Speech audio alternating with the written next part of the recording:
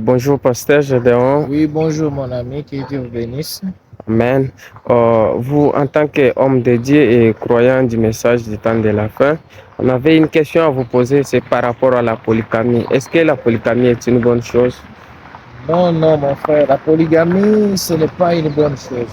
Même naturellement, même l'apôtre Paul, quand il prêchait, il disait aux gens, est-ce que la nature même ne vous enseigne-t-elle pas?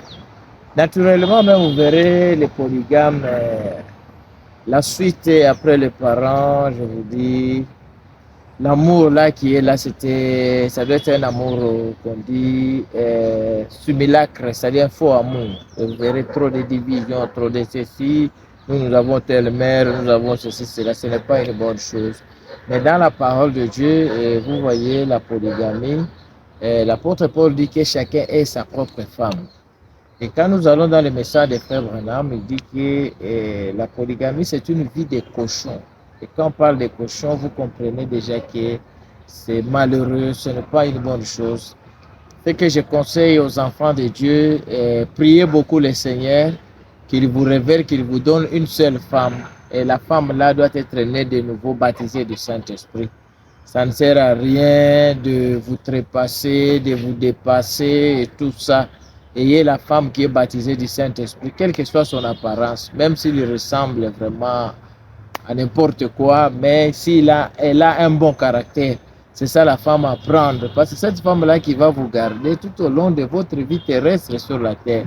Qui aujourd'hui, oh non, venez trancher les problèmes, demain, si c'est là, après le lendemain, oh divorce, oh la femme a fait ceci, la femme a fait cela. C'est seulement l'envie. Et je dirais aux enfants de Dieu, c'est de vous contenir, de prier Dieu, qu'il vous donne une seule femme. Après vous avoir donné cette femme-là, ça sera votre femme de tous les jours. Que vous devez maintenant fermer l'œil. Même si vous voyez n'importe quoi sur la route, fermez l'œil. C'est celle-là que vous allez rester éternellement. Après le mariage, il n'y a pas de divorce. Nous vous posons souvent la question et vous dites, seule la mort vous séparera.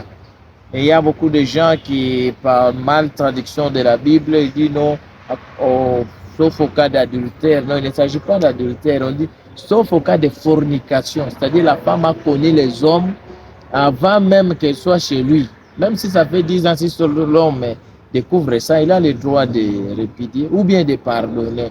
C'est ce que la parole de Dieu nous dit. Mais en dehors de ça, même si le pire vous arrive dans les mariages, supportez parce que seule la mort va vous séparer. C'est pour cela que les Juifs, ils ont répondu à Jésus, ils ont dit que si tel est le cas, il n'est pas avantagé à se marier. Que Dieu vous bénisse et Dieu vous comble. Amen, pasteur. Merci. Donc, merci aussi à vous.